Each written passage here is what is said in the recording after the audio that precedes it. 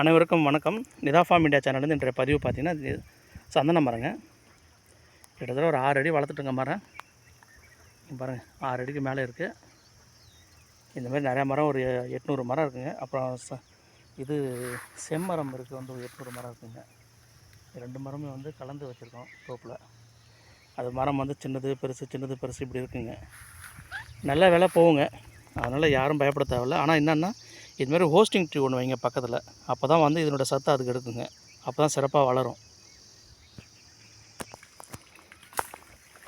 இங்கே பாருங்கள், இதெல்லாம் வந்து சந்தன மரங்க. அதெல்லாம் சந்தன மரங்கள்.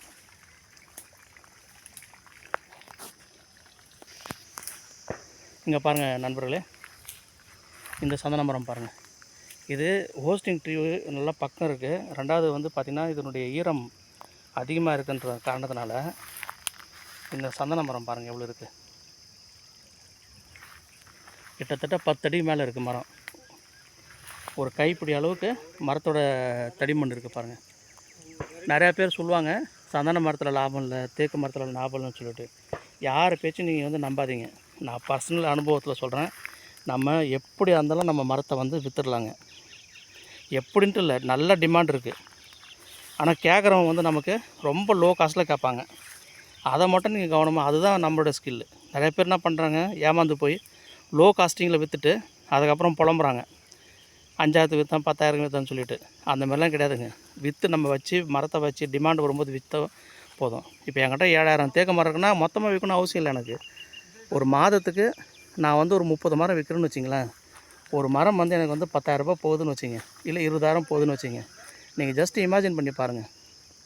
ஒரு 10 மரம் நான் விற்றாலே எனக்கு வந்து ஒரு 20,000 வச்சாலே 2 லட்சம். நான் வந்து 30 மரம் விற்கிறேன்னா எனக்கு கணக்கு ஒரு நாளைக்கு என்னோடய வருமானம் வந்து 20,000ங்க. தேக்கு மரத்தை சொல்கிறேன் நான். ஒரு நாளைக்கு ஒரு மரம் விற்றா கூட ஒரு நாளைக்கு 20,000 எனக்கு வருமானம். 30 நாளைக்கு 6 லட்ச ரூபா எனக்கு வருமானம். போதும் இல்லைங்களா? 7000 மரம் நான் விற்கும்போது 20 வருஷம் 30 வருஷம் ஆகிடும் விற்கிறது. அதுக்குள்ளே ஒரு மரமும் 1 லட்ச ரூபா ஆகிடுங்க. ஸோ என்ன சூழ்நிலையில் நம்ம வந்து லாபம்ன்றது எந்த காரணத்துக்கு பொறாமை பிடிச்சவங்க நிறைய பேர் என்ன பண்ணுவாங்க, நம்மளை டைவெர்ட் பண்ணுவாங்க. இதில் லாபம் இல்லை, அதில் லாபம் இல்லைன்னு சொல்லிட்டு. யாருடைய பேச்சு நீங்கள் தயவு செஞ்சு கேட்காதீங்க. என்னோடய பர்சனல் அனுபவத்தில் நிறைய இடத்துல நான் இதை பற்றி விசிட் பண்ணியிருக்கேன். நிறைய பேரோடு நான் வந்து அசோசியேட் பண்ணி வச்சுருக்கேன். நிச்சயமாக நமக்கு வந்து சரியான லாபம் இருக்குங்க. அதனால் தைரியமாக பண்ணுங்கள். Thank you so much. வணக்கம் மக்களே.